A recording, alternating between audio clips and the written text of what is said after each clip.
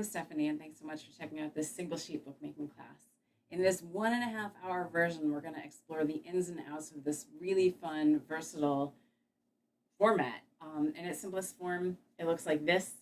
It's also called a zine or an origami pamphlet book, and we'll be exploring how to make them, how to combine them into longer books so you have bigger multiple things, how to cut holes in them so you have little cool windows in them, and all sorts of stuff. You can make really tiny ones.